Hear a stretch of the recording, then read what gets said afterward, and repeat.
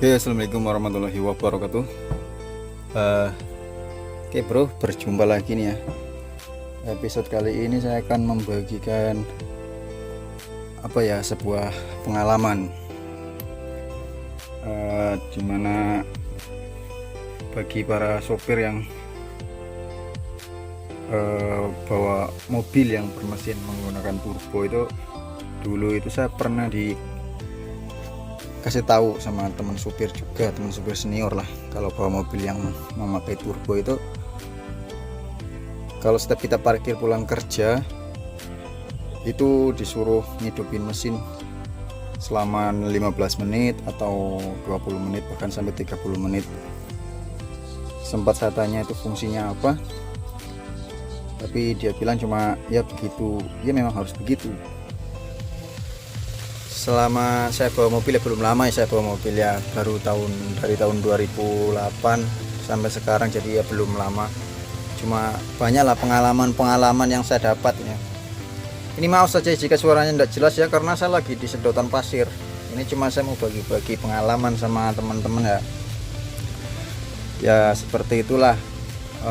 Kalau bawa mobil itu yang mesinnya menggunakan turbo itu, kalau kita pulang kerja itu, kalau kita parkir harus ngebiarin mesinnya hidup dulu selama 15 menit, 20 menit, bahkan 30 menit. Itu fungsinya apa itu. Dan saya pun dapat pengalaman dari seorang mekanik ya, ketika saya main ke bengkel yang memang mekanik handal ya. Mekanik itu yang biasa nyetel mobil, yang mobil enggak kuat jadi kuat tenaganya itu. Jadi saya tanya sama dia, Bang, apa sih fungsinya kalau mobil yang menggunakan turbo itu, ketika kita parkir kerja, pulang kerja itu kita harus ngebiarin mesin hidup selama 20 menit atau 30 menit. Dan jawabannya dia itu nggak ada fungsinya apa-apa. Nggak ada fungsinya apa-apa, fungsinya cuma buat buang-buang solar. Ya, tapi itu kan di daerah saya ya Mas Bro. Ya, siapa tahu di daerah kalian itu berbeda ya. Soalnya lain daerah biasanya lain caranya. Dan di situ juga saya dapat pengalaman lebih bagus itu kalau kasih hidup mesin mobil itu yang menggunakan turbo atau yang nggak menggunakan turbo itu, mendingan katanya itu diinjak kopling. Ketika kita kasih hidup mesin, kita injak kopling terus kita starter. Begitu juga pas pada waktu kita mau kasih mati mesin mobil, kita injak kopling lagi terus kita mau kasih mati. Nah itu katanya ada fungsinya. Kalau saya pikir-pikir secara logika memang benar Mas Bro, ada fungsinya. Fungsinya itu selain meringankan dinamo starter, karena walaupun persneleng itu netral, tapi kampas kopling itu enggak netral. Tapi ketika kita injak kopling, itu kampas koplingnya itu pasti posisinya netral. Persneleng netral, kampas kopling juga netral, jadi getaran itu jadi berkurang Mas Bro.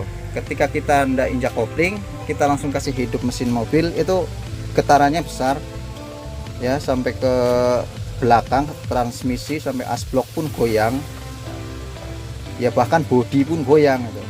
Jadi itu saya dapat pengalaman seperti itu. Jadi kalau kita mau kasih hidup mesin, entah itu mesinnya menggunakan turbo atau yang nggak menggunakan turbo, itu alangkah baiknya kalau kita ngidupin mesin, kita injak kopling terus kita starter. Begitu juga kalau kita kasih mati mesin, kita injak kopling.